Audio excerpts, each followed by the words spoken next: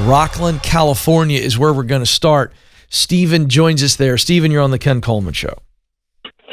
Hi, Ken. It's a pleasure to be speaking with you today. Well, the pleasure's all mine. How can I help you today, Stephen? So I work as a nurse, currently hold 2 jobs, single income earner right now. My wife stays home with our 2 kids. They're under 2, both of them. Mm-hmm. And I got my real estate license about 3 years ago and really excited to jump into real estate. That's kind of a passion of mine. I just love it. And I love my job, so what I do.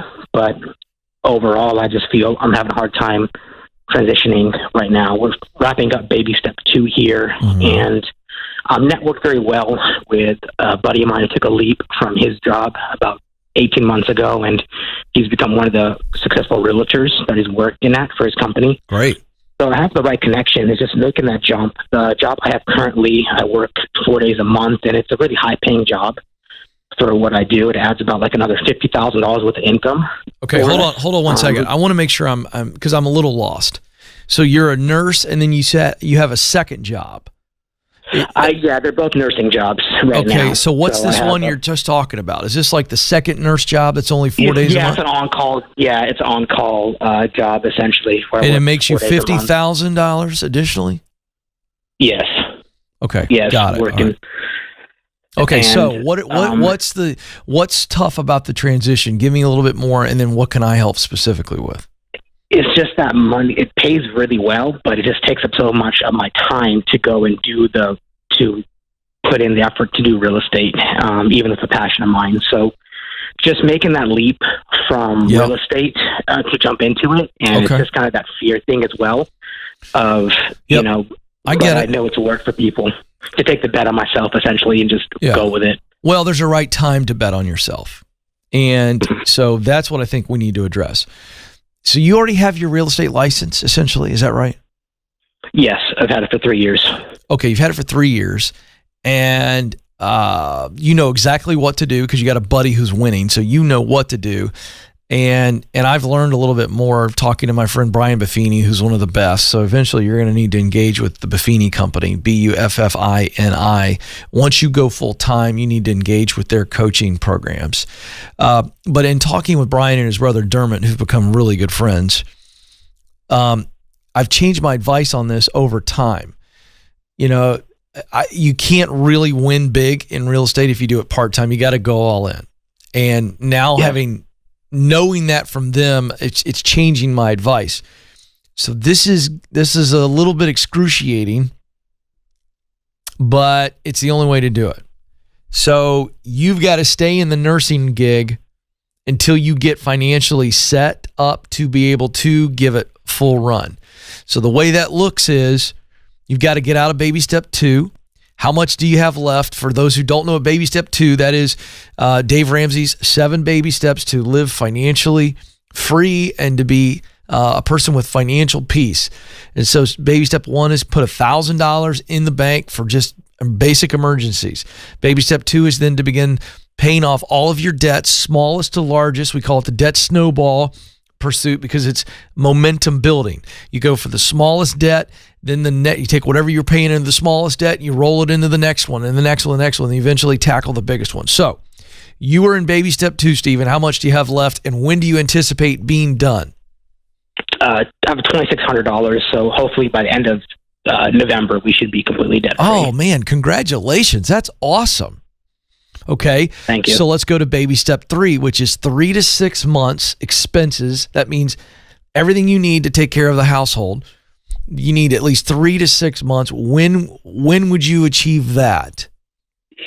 Realistically, I think we can get it done for a 6-month emergency fund. It would be about 8 to 9 months.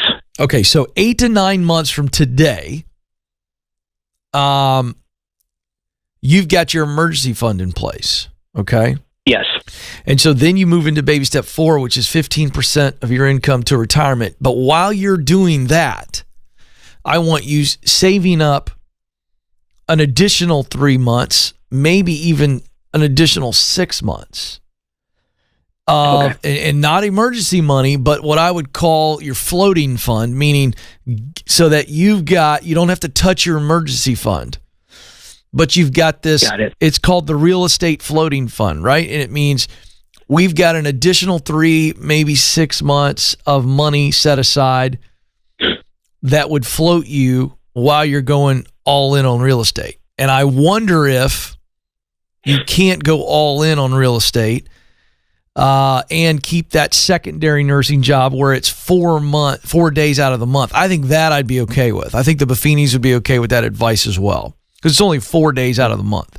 So could you keep the secondary nursing job, which brings in $50,000, and that's kind of that floating fund, right? While you're going the rest of the 26 days of the month or 25 days, whatever it is, you're going all in on real estate. That would be my advice. What are your thoughts on that? Yeah, I totally agree. Yeah, I mean, my ultimate goal, what I thought when I look at the scenarios, would be the current job I'm in going part-time, because my main primary job, I work 3 days, 3 12-hour shifts, so I'd cut down a day. And so that's an option too. I like that option. And yeah, I like that. And then, and that's cut me down where I only have to work 2 12-hour shifts, 60%. And benefited, and I can go ahead and just go all in on real estate. I like that even better than what I said. But so the point is you've got to go all in on real estate. You got to go all in, because if you go all in, you're going to win faster. That's the point. You know what I mean? Thank you so much. Yeah, dude. But you're in great shape. So I want you to, again, you got to take care of the emergency fund, because that gives you even more relief, right? Absolutely. And so this extra money I'm recommending, or if you don't need the floating fund, if you working part-time as a nurse, is that floating fund? It's just every month. Is that what you're saying? Yeah. Then that's fine. That's fine. Yeah. That's fine. The point is you don't want to touch that emergency fund when you're going all in on real estate. And as long as you do that, you're going to crush it, dude. Thank you. You bet, man. I'm really proud of you. Go, go, go. That's how you do it right there, folks. You got to be in a position financially to go for it. And does it add more time to your timeline? Yes, it does. But in the end, it won't add more time, because for those people who try to go all in and they're not stable financially, then they get to a point where they have to stop altogether, or they have a financial disaster and it really delays their timeline. Versus being patient, and it's hard, I admit, but being patient to put yourself in good financial situation to be able to go after the dream. Will it cost you a little bit of time on the front end? Yes, but in the end, it will not. And you'll be able to get there without all of the stress and without the risk of disaster. Make sure you understand that.